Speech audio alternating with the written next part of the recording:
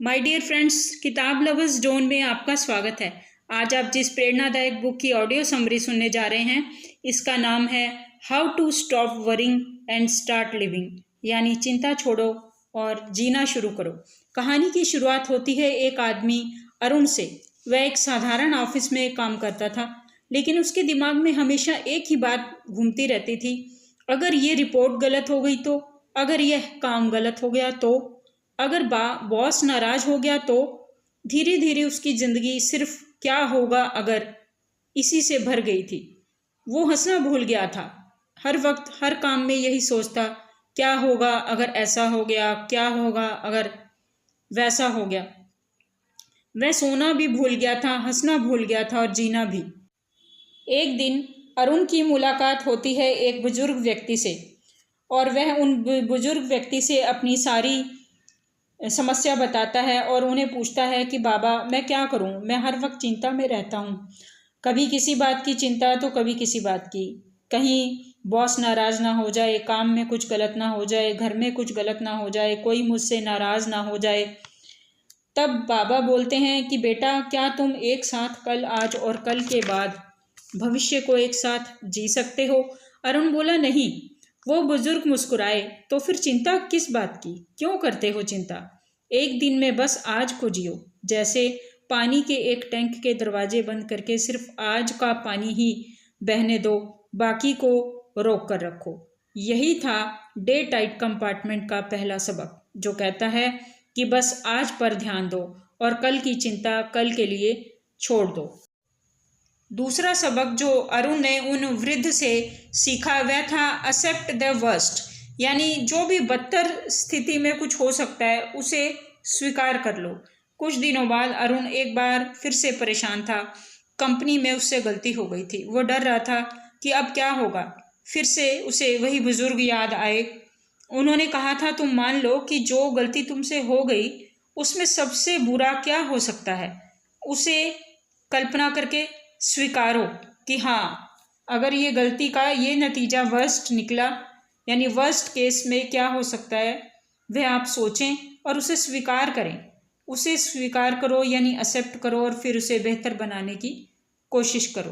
तो यह सीख याद करके अरुण ने सोचा, अगर नौकरी चली भी गई तो मैं कुछ नया शुरू करूँगा।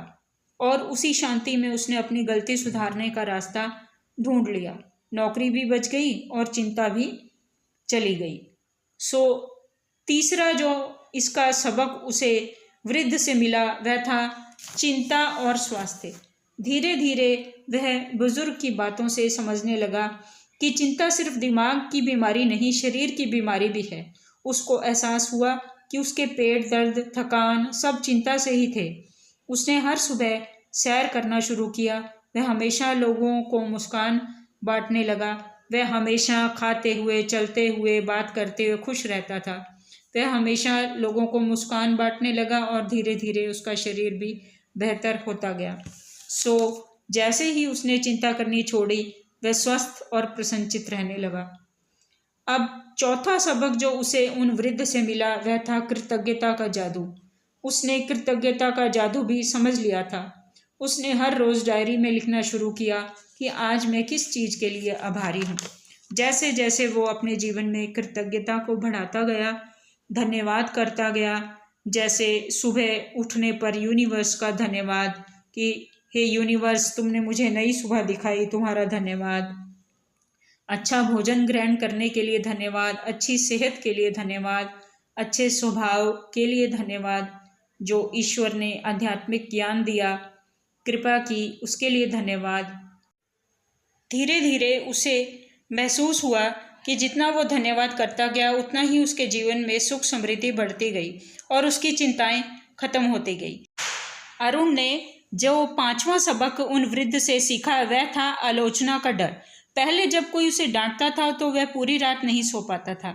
अब उसने सीखा कि लोग तभी आलोचना करते हैं जब तुम आगे बढ़ रहे हो, इसलिए आलोचना को रुकावट नहीं, प्रगति की निशानी मानने लगा। उदाहरण से यह समझते हैं, जब उसके प्रोजेक्ट की सोशल मीडिया पर किसी ने आलोचना की तो वह पहले नाराज हुआ, फिर उसने देखा कि उसकी आलोचना की वजह से लोग उसकी पोस्ट देखने लगे। वो दिन था जब उसने समझा हर आलोचना सफलता का एक इशारा है। अब अरुण की जिंदगी बदल गई थी। वह हर सुबह आईने में खुद से कहता, मैं आज के दिन को पूरी तरह से जीऊँगा, चिंता नहीं समाधान सोचूंगा और हर पल के लिए उस यूनिवर्स को, उस ब्रह्मांड को धन्यवाद दूंगा। अरुण की कहानी हमें यह सीख देती है कि चिंता कभी किसी के कल को बेहतर नहीं बनाती, लेकिन आज को ज़रूर बिगाड़ देती है और हमारी 90% से ज़्यादा चिंताएं व्यर्थ होती हैं। हम उन बातों को लेकर सोच में पड़े रहते हैं, दुख और चिंता में पड़े रहते हैं जो असल में कभी होती ही नहीं, वह हमारी कल्पनाओं में ही होती हैं। तो बस आज मुस्कुराओ, डे टाइट कंपार्टमेंट में जियो। इस बुक का how to stop worrying and start living का सबक यही है कि डे टाइट कंपार्टमेंट में जियो, यानी कि एक एक दिन को फोकस करके, ध्यान केंद्रित करके आनंद के साथ जियो, चिंता मुक्त जियो। तो बस आज मुस्कुराओ और ज़िंदगी को जीना शुरू कर दो। साथियों, यह book how to stop worrying and start living यानी चिंता छोड़ो और जीना शुरू करो आपको सिखाती है कि हर दिन को आनंद में जियो। यदि लाइफ में कोई प्रॉब्लम है तो उसका सॉल्यूशन ढूंढो, उसका अल्टरनेटिव, उसका विकल्प ढूंढो। हर प्रॉब्लम के लिए एक से अधिक सॉल्यूशन हो सकते हैं, भले ही समस्या कितनी भी बड़ी हो। और समाधान, सॉल्यूशन की तरफ ध्यान दो, प्रॉब्लम की तरफ ध्यान मत दो। चिंता मुक्त जीवन जियो, स्वस्थ जीवन जियो। ये पूरी ही किताब how to stop worrying and start living यानी चिंता छोड़ो और सुख से जियो, यह बहुत सारे ऐसे एग्जाम्पल, उदाहरणों और छोटी छोटी लोगों की कहानियों से जो है भरी हुई है, जिनको जो है अपनाकर हर व्यक्ति निश्चिंत और चिंतामुक्त जीवन व्यतीत कर सकता है। तो साथियों, यह थी how to stop worrying and start living book की ऑडियो समरी। इसके सार से आप ये समझ सकते हैं कि आपको जीवन में किस प्रकार से आगे बढ़ना है। चिंता ही आपकी सभी बीमारियों की और समस्याओं की जड़ है। चिंता छोड़ें और तनाव मुक्त जीवन जिएं, आनंदमयी जीवन जिएं। साथियों, यह थी how to stop worrying and start living की ऑडियो बुक समरी, यानी कि चिंता छोड़ें और सुख से अपना जीवन व्यतीत करें। हर दिन के तरफ ध्यान केंद्रित करके केवल डे टाइट कंपार्टमेंट में जिएं और उसी में आनंद उठाएं। इस तरह से डे बाय डे, एक एक दिन करके आपका जीवन खूबसूरत बनता जाएगा, सफलता आपके कदम चूमेगी।